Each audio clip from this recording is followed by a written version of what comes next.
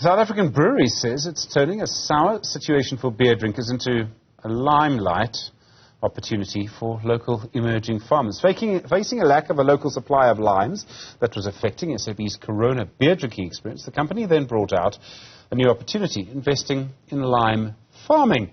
It's a project, of course, to address our dire lime shortage. It's reported to have created employment opportunities for some in Limpopo.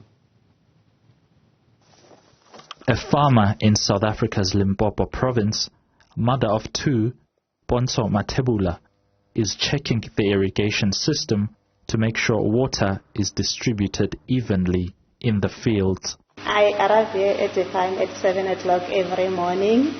First thing I do in the farm, I went to our blocks and check if does it need water, does it okay. So if I find out that there are some few blocks which I need to irrigate, I came here to the house. She is one of a number of community members benefiting from a local lime farming project initiated by South African Breweries to provide the citrus fruit locally to go along with its premium Corona beer. Last year is where I got my permanent job as a permanent worker, and they also elected me to be a woman, the first woman to be a valve operator. So it was a huge success to me because before I was not working at all. I could not even afford to support my kids because I have kids. So now I'm able to support my family, my mom and my kids. Paradise is best served with lime, reads one slogan for the beer, which is typically served with a slice of lime wedged in the neck of the bottle.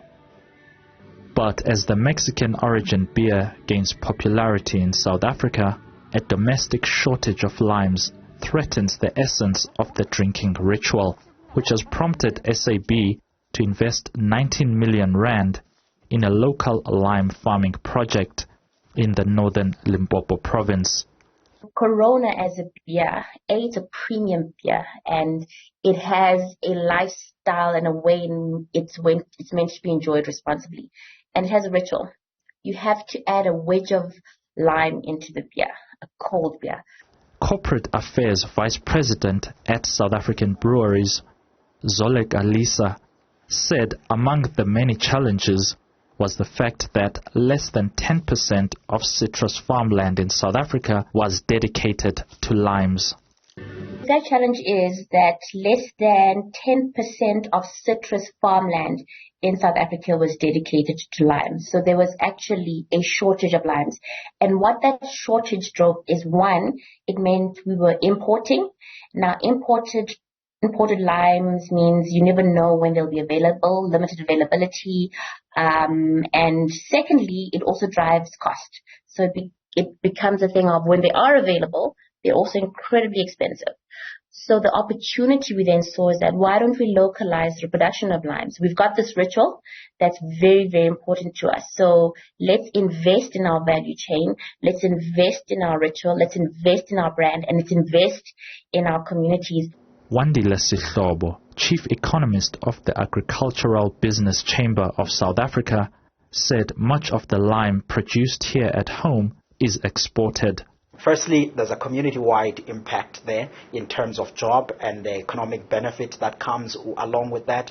And secondly, just a general improvement in the volumes of limes that we could have in South Africa, mainly going onto the processing side. So I would deem that as roughly positive. But also when you think about the agricultural economy of South Africa, looking at the lime production expansion and just general expansion of the citrus industry is something that all of us want to see happening.